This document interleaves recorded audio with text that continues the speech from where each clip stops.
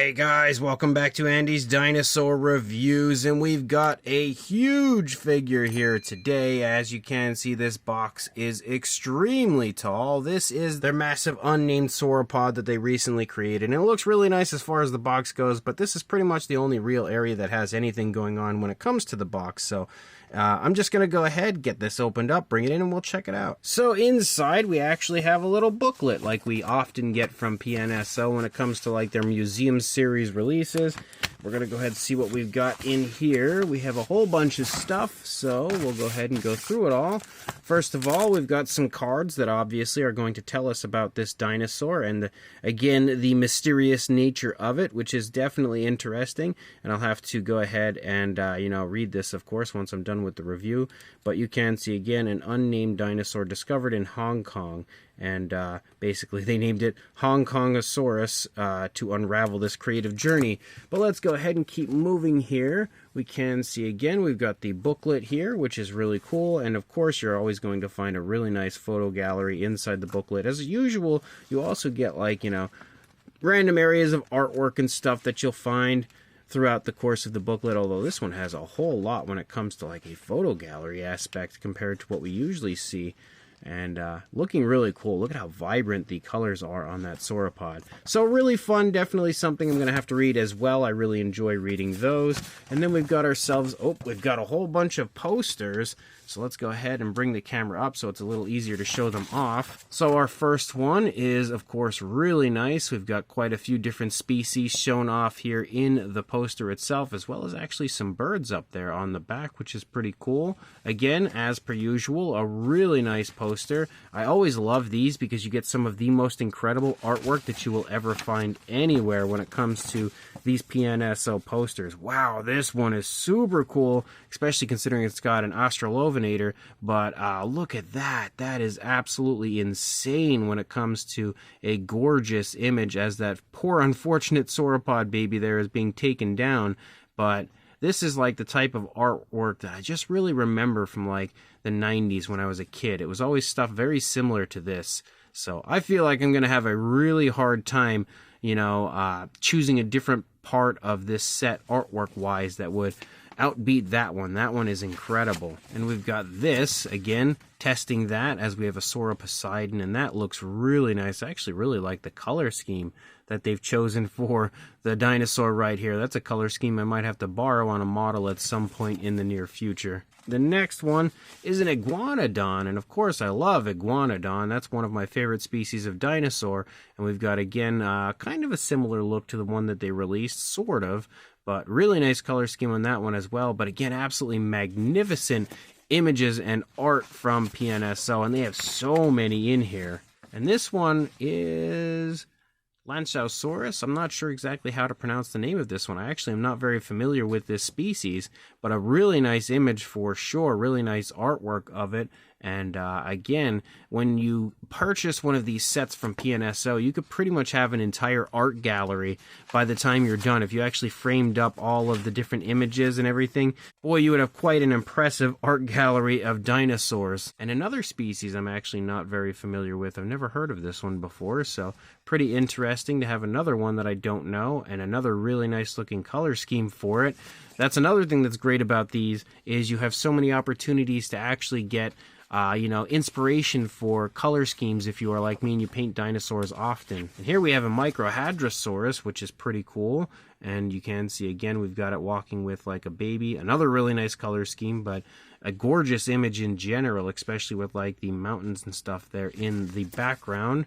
And man, there are so many in here. It's crazy. A Eutyrannus, and wow, okay, so now the other one might be in danger of not being my favorite because this Eutyrannus image is insanely beautiful. That one is definitely going to be an even tougher one to beat out because that is fantastic. And look at the colors on these pterosaurs over here. That is also super cool. PNSO is brilliant when it comes to their art. We've also got the genuine pelta, which you can see looks great as well. Again, let me just hold it back a little bit further to give you a good feel for the entire image as it's kind of coming down for a drink. We also have an Aurora-ceratops, and you can see that one looks really good as well. Just an absolutely beautiful image, just kind of bare bones here as we only have like a black backdrop for this one, but still gorgeous. And then they actually give you a few sheets, I guess, of paper to kind of draw your own dinosaurs in here. Then next we have a big poster for our Hongkongosaurus, and you can, of course, see again that basically you can create your own art exhibit for the dinosaur, and that is one of the fun aspects of these museum series releases. And then we've got another huge image, this time of the Huanga Titan, which you can see looking super cool. That is an, again, unbelievable image right there of this massive sauropod. That is super, super cool. Definitely one of my favorites as well. The next one, we have much larger images now that we are at this point. We have the Dinosaurus, I believe is how you pronounce the name of this sauropod, and again, massive for sure when it comes to both the sauropod itself as well as the image, and again, just breathtaking artwork continuously from PNSO. And as you can see, I was not lying when I said there were just so many in here. And here's actually a species I've never heard of. Give you the name right there, as I don't want to butcher the name at all, but I've never heard of that sauropod before. And again, another beautiful image. This one looks very realistic and lifelike with the way that they've created this image. Again, gorgeous, no doubt about that, and I'm going to use that term a lot when it comes to these because there's just so many, and they're all honestly incredible. We have the Allomosaurus as well, and look at that. Talk about a striking image right there. We actually have had a figure of this species from PNSO in the past, which is pretty cool. Really nice looking artwork again right there. And then trying to get through these without taking all day because we do have a figure to review yet. We also have the Pataga Titan, which is absolutely gigantic, and this poster really gives you the feel for how gigantic that dinosaur is. Again, incredible. We are almost done with these posters now, and this one's definitely going to be amazing. I can see it coming already. As we have the Ruyangosaurus, and look at that. Wow. So that one might be my favorite overall now. I don't know for sure, but that is one of the single most striking prehistoric images I've ever seen, prehistoric posters. I don't know how you want to term it, but that is jaw-dropping. Man, that is insanely, insanely beautiful. The next one is actually two sauropods here together. Again, you can see the names of both right there. And again, a plethora of pterosaurs in here, as well as some small dinosaurs down here, some small theropods and stuff. You've got another absolutely magnificent poster included. And the next one, we are almost at the end, is a Cynopliosaurus, and again, that is an absolutely insane image right there. I even enjoy these ones that don't have like the actual prehistoric backdrop. Like this one looks like they just brought it into a room and said pose, and it looks super cool still. I guess PNSO just can't go wrong with whatever they do artwork wise. And then the final one that we have is actually a species I absolutely have never heard of before, which you can see right there. Never heard of this one, and I'm very intrigued by it, so I'm gonna have to look into it. But again, another absolutely magnificent image with a super cool color scheme. If they do release a figure of this species at some point, I really hope that's what the color scheme looks like on it. But as you can see, again, tons and tons and tons of stuff included when it comes to posters and information from PNSO. And then our Hongkongosaurus itself, and it's so stinking tall, it doesn't want to fit in screen, so it's actually facing the wrong direction. Let's go ahead and turn it around and get a nice look at it from this side. So you can see it is absolutely as striking as it gets when it comes to a sauropod figure. It's also quite large, no doubt about that. It's not one of the largest sauropods that we've seen lately, and it's not even the largest sauropod to come from PNSO, but it is still a beautiful one, no doubt about that. And I really like the colors that they have chosen for this one. I think they really went striking when it comes to the coloration of this sauropod. So I'm going to go ahead and readjust the camera here just briefly and we'll get a closer look. So starting here in the head sculpt of the dinosaur, you can see it looks really nice. You've got some very impressive skin texture throughout the face. You can see the nostrils right there. The mouth is sculpted in an open position. We can see the teeth there on the inside of the mouth, as well as the tongue. They did a very good job of painting the teeth out and making sure they don't look real sloppy or anything at all. They are actually pretty precisely painted. And the inside of the mouth has a pink with a red wash, so there's a little variation of color to the inside of the mouth, which looks really good. We actually have a few different variations of browns up here in the face. You can see lighter and darker browns as you move through. We even have a little bit of blue right there moving down into the lower jaw. As you move back, we've got more impressive skin texture and scale detail, as well as osteoderms beginning to pick up. We also pick up this light sort of tan tone that kind of leads back from the eye. We can see the eye itself is painted with like a reddish brown and then given a black pupil. And then we also pick up some ridges moving along the back of the dinosaur. Very vibrant skin texture, no doubt. Moving down here to the underside of our sauropod, you can see the throat, as well as some very nice looking skin wrinkles and folds and very impressive skin texture leading down the entire way. There's also a nice dark wash that has been applied to the lighter tones of the dinosaur to help highlight the skin texture in a very realistic way. The brown of the face starts to kind of taper away. It stripes down and then disappears and then breaks up into a very interesting type of patterns that we see moving down. We also pick up kind of like an orangish brown, a really subtle transition into that orangish brown, and that definitely gives it a little bit of a vibrant look moving down through that massive neck. We continue to have the same type of scale detail as well as osteoderms and stuff popping up. The patterning is really impressively applied. It's very smooth and natural. We can also see a nice smooth transition from that kind of like orangish tone down into the lighter tone of the underside of the sauropod. As we move down, of course, the neck continues to increase in size and we also lose focus, but we start to pick up kind of like a striping effect of the brown as we move down toward the bottom of the neck before transitioning up again back to like a, sort of like a splattered patterning that we see there on the back. The patterns also become a bit more subtle and kind of like lighter and more muted when you move down into the body. They also kind of blend with the body a little bit more, I would say, than what we see up here, because we do have lighter tones up there, but once we move down into the body, we get a much darker tone of color for the body itself, as we have a very nice greenish tone. A darker tone for sure, but still a very vibrant green. Moving down, we can also see the shoulder blade right there. Lots of osteoderms, lots of skin wrinkles as you move down closer to the front leg. We can see tons of skin wrinkles leading all throughout the course of the lower part of the stomach, of course, because the legs are kind of, held together, so they would be scrunching that skin up. Leading down, we also have more variation of color with the greens, as well as kind of like bluish grays picking up leading through. We have some nice musculature shown off in the front leg. You can see the elbow right there. And then you move down into the foot sculpt, and the foot sculpt also looks really good. We can see the nail right there off to the side, looking genuinely sharp, as well as having a little variation of color with some nice light browns to that area, which looks really good. And then we move back up into the stomach, and you can even see a little variation of color here to the lower part of the stomach. Also a really smooth transition to a lighter tone as you lead into that area of the stomach. Leading back up, we kind of see the patterns again picking up back here, and you can still see again how subtle they are when it comes to the way that they sort of blend with the body.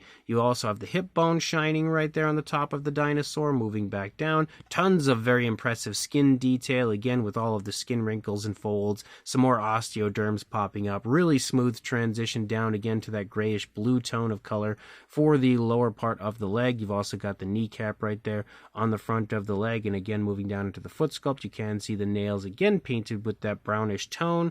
I like how, for the most part, like this one's pretty much fully brown, but some of them start out with the darker tone and transition to the brown as you move out. You also can see some like spikes, like large ridges picking up here on the back of the dinosaur leading out into the tail. We see the patterns return a little bit darker now, a little bit more defined as you move out, and then we again transition out from the green to that sort of tan tone we had seen earlier. we continue to have those patterns moving out, as we also have a little hint of like the orangish tones that we saw up there on the neck as well. Really nice curve to the tail as you lead out. You have the kind of like ridges briefly painted with a light kind of orangish brown as well as you lead out into the tail. And again, we do have that dark wash out here in those lighter tones as well. As you move to the underside, you can see the cloaca is sculpted out and also again painted with like a little hint of like a pinkish tone. There are also some pinks that show up underneath the legs as well, just to give it a little more variation of color.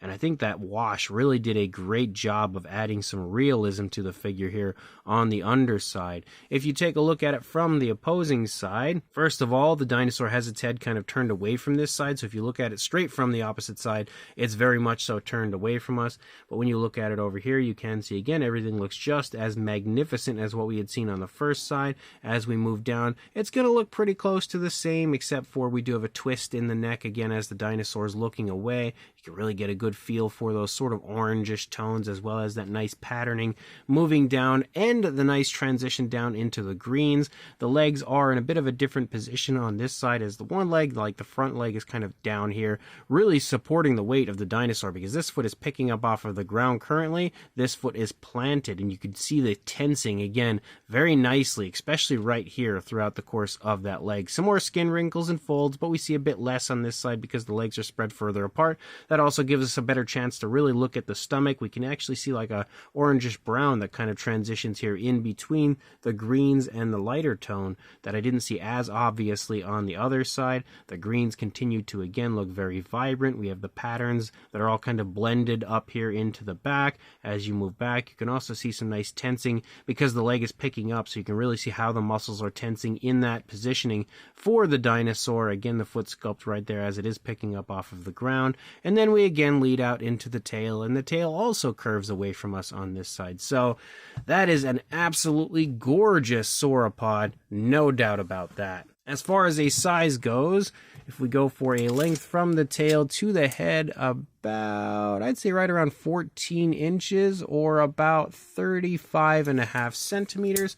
And then for a height to the top of the head, right around 12 inches, pretty much on the dot, or about 30.5 centimeters. For a size comparison, there is Mr. Papo T-Rex, the Attack Pack Hongkongosaurus, Robert Muldoon, and the Collect Day Human Being next to our Hongkongosaurus from PNSO. And you can see again, it is definitely quite a sizable figure, no doubt about that. It's not, again, like the largest sauropod, because we have some larger old vinyl versions that PNSO had released years ago, which are gigantic, but it's definitely one of the largest PNSO figures, especially that I've acquired over the last few years. And honestly, I think the best comparison I could give you would be this one, and at this point you can see that we don't really need more comparisons, because if you are familiar with this PNSO figure, this is their Alamosaurus, and as you can see, the Hongkongosaurus is pretty close to being the exact same size. Like if we actually turn them completely sideways, you can see, oh boy, they're not really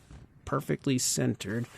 There, that's a little bit better. You can see they are roughly the same size. Like you might have a slight bit more body mass on the Hongkongosaurus, but as a whole, I would say they are extremely similar in size. You know, pretty much the same length, same height, everything as far as that goes. So if you do have their Alamosaurus, you're absolutely going to know what the size of this Hongkongosaurus is. Of course, if there were any other size comparisons you want to see, I can do those in like a shorts video or something, but I feel like this is size comparison enough, as you can very clearly see again, same size as this one. So this brand new PNSO Hongkongosaurus is a very nice figure and a gorgeous sauropod. I love when PNSO releases a new sauropod because I think they do such a great job on them continuously. They always do a really good job as well on choosing the color schemes, and I think they very much so chose a really nice looking color scheme, nice patterning, nice tones of color overall, again, that look natural but also flashy.